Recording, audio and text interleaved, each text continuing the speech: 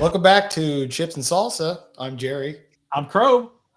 Today we're doing another episode on our series on open source security and CRob. This is timely given some of the recent announcements around Intel's investment in this area. Yeah, there's some amazing stuff happening in this space. For example, a few weeks back, many tech giants, including Intel, met in Washington, D.C. with the Linux Foundation and the Open Source Security Foundation, the OpenSSF. And they collectively pledged $30 million to boost security of open source software. Wow, that's impressive. And CRob, you're involved in OpenSSF, right? Is this volunteer work, and what sort of contributions do you make there? Yeah, I've been involved in the OpenSSF almost from the beginning. I help lead several of the working groups there. I'm part of the technical advisory committee. I help with public policy and government regulation type of opinions for the foundation. So, yeah, we're really involved in a lot of stuff. And for that DC meeting, I helped write part of the 10-point open source security mobilization plan, of which we're now very actively working on trying to make a reality. And organizations, big and small, Intel, many of our technical peers, along with many individual contributors from the community, are all helping try to improve the overall security posture of open source and improve the whole ecosystem. Yeah, that's pretty awesome. I know much of the engagement with open source has been work people do as part of their jobs at Intel or things they volunteer for, Yep, volunteering.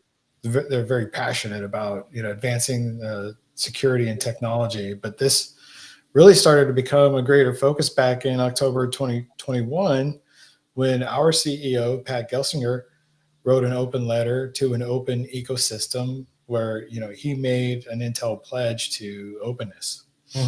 Yeah, there were many things that my friend Pat pledged on behalf of Intel, like doubling down on our deep legacy of open source platforms to enable innovation, accelerating our shared future, and working with academia and developers to innovate future challenges like neuromorphic and quantum computing, all in the open. And this is something Intel's been doing for over 20 years. And Pat really has encouraged us to do even more. Yeah, there was a press release that came out about the meeting in DC, Sure and was. in a statement made by Intel, and this is something folks may not be aware of, but over the last 5 years, Intel's invested over $250 million in advancing open source software security. And Mhm. Intel is a company fully engaged and invested in open source security because that's at the core of future advancements in data and network protection. hmm Yeah, and I came from a small organization that sold free software.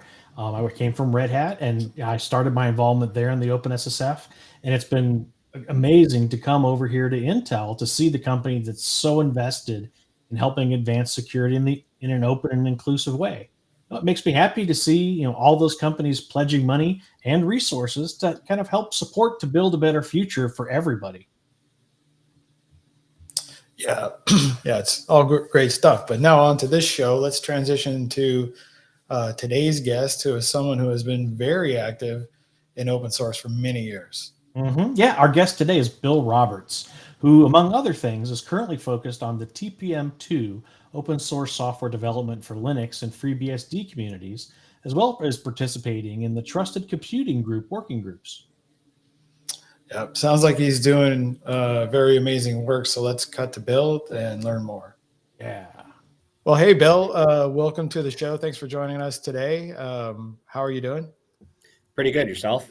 Uh, I think we're good. Awesome as always. Yeah. So, this is a continuation of our series on open source security, and how Intel is contributing. Um, so glad to have you here. Can you give us a little, background about yourself? What you've done up to this point, how you ended up at Intel, things like that. Sure. So my name is Bill Roberts. Before kind of Intel, I was in the government space for a while, doing different projects there, security related, and then Ended up at Samsung, where I worked heavily on Android. I was part of a group of engineers that got SE Linux integrated into Android. So every device now shipped with Android has SE Linux turned on, and wrote the book on that. It's called Exploring SE for Android. And that work ultimately brought me to Intel, where they needed help with their mobile stack and SE Linux policies and some of the integrations going on there. It's awesome. So how long have you been at Intel now? I've been at Intel, I believe, for 7 years. Okay, right on. Very nice. That's really awesome to hear about your work at SE Linux in the Android space. Could you maybe explain a little bit what it was like to kind of be involved in this really important work and kind of talk about how you might be carrying that on here at Intel? So the work was very interesting. I got involved with Samsung's Knox product and project. And one of the things I initially looked at was how to enable SE Linux and Android. And I kind of started some initial work and had it turned on in the kernel and had a policy loaded, and kind of battling my way through it. And at this time, Stephen Smalley, who's the curator of SE Linux and works at the NSA, released something that called SE for Android, which they had done the lion's share of the work. I was able to work with them to commercialize and get the product ready for the commercial markets and get it integrated into Google. So the engineers working on this from the NSA and myself included, we received multiple Google security recognitions. It's one of the largest externally contributed features to the Android operating system.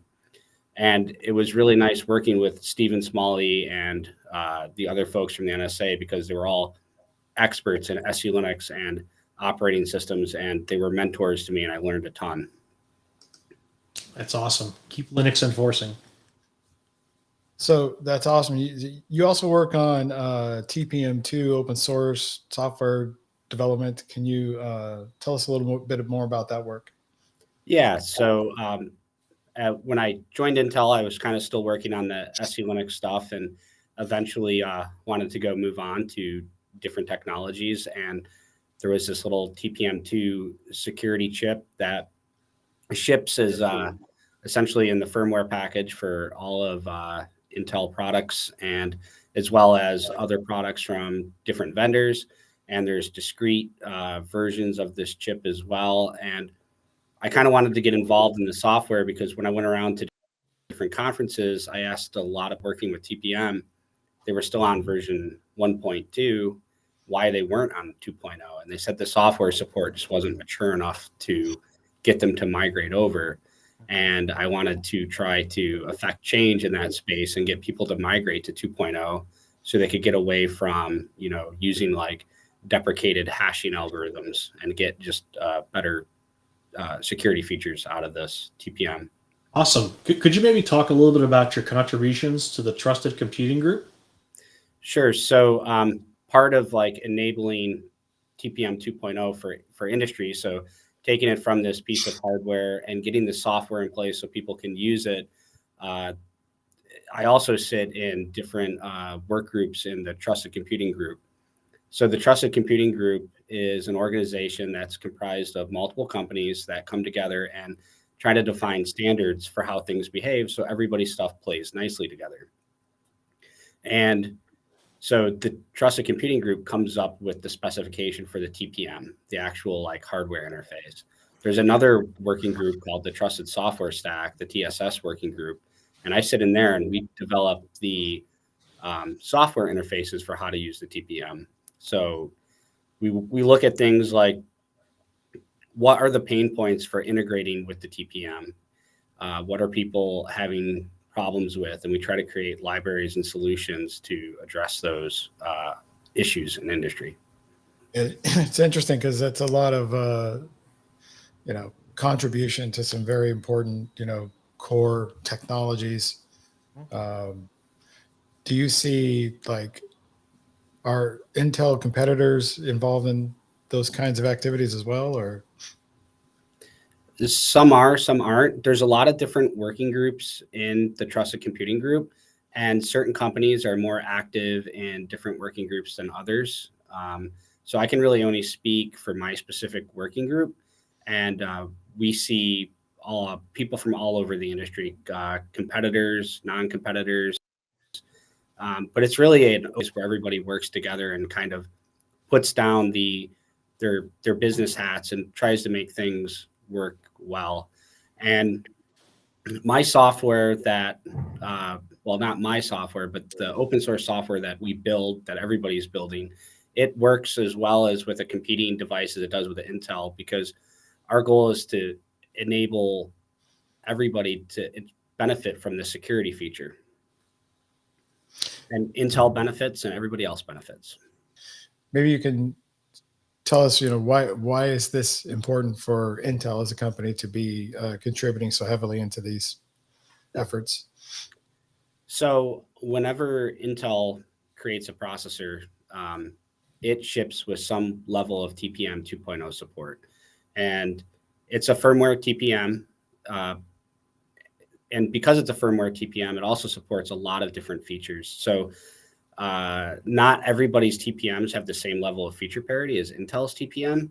So by contributing to the software stack for the TPM, we can ensure that the newest and greatest algorithms that we're enabling works with our hardware. And along the way, by the fact that it's all a standard interface, it works. So even when competitors enable these features, they get that benefit. But generally, Intel's TPMs have the most features that I've seen out of all TPMs. But this is just anecdotal, my observations. So, do you have any projects coming up, Bill, or any current work you want to mention? Sure. So we have actually a large collection of software on GitHub under the TPM2 software organization. And there's a lot of projects underneath there. They're almost all packaged for every major Linux distribution.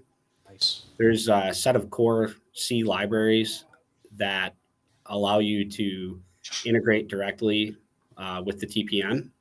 And these libraries have support for enabling encrypted sessions, HMAC sessions, and audit sessions without really having to code all the cryptography and other parts for that. So it just makes it easy if you want to get some of the more advanced features for the TPM. Our software stack supports it. And then there's also bindings to Python with higher level utility libraries. So that's a really good way to integrate with the TPM with a nice high level language that's memory safe and get all these great features of our core libraries as well. The other things we have a Pkcs11 adapter. So for tooling that knows how to talk to like smart cards over a Pkcs11 interface, you can give it this shared library and it will know how to use your TPM like a smart card. Very nice. We have integrations with OpenSSL, so you can use OpenSSL command line tooling, and instead of using software-based cryptography, it'll offload to the TPM. And trying to think, we have resource managers, which kind of manage the available memory on the TPM, and it's a pretty vibrant community, a lot of contributors. So definitely, if you're interested in this space, there's a lot of support there to get you started. We take questions through GitHub and questions over our mailing list.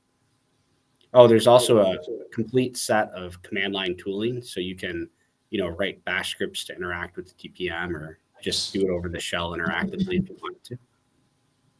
That's awesome. That's some phenomenal things you all are working on. Do you have any conference talks or coming up, or any events you're excited to see? We don't have any conference talks coming up. We are kind of currently in that CFP phase right now. So we have lots of submissions to conferences, but none lined up yet. But there is a community that has weekly audio calls. It's called tpm.dev. And there's a lot of different people that are members of this community as well. So if you're looking for, immediate feedback or have questions that you think that kind of venue would be better for, you can always reach out to us over the tpm.dev community. That's awesome. You all honestly are doing some amazing work. That's excellent stuff to hear about.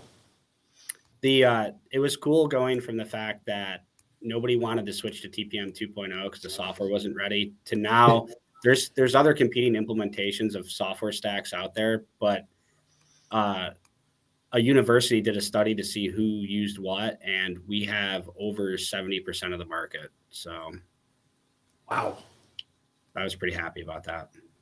Yeah, you should be. Testament to your work. That's great. Yeah. Thank you for everything you're doing in the ecosystem and for Intel. I think this is some pretty amazing work you all are. Yeah, awesome. Thanks, Bill. Thank you. Well, thanks, Bill, for the insight into the great work you're doing as part of Intel's efforts to enable the community to do their best work and to innovate for the future. Yeah. And folks can find links to all the sites we discussed today in our blog, as well as the links below. Yeah. So that's a wrap for this episode of Chips and Salsa. Thanks again to Bill and to all our viewers and CRob.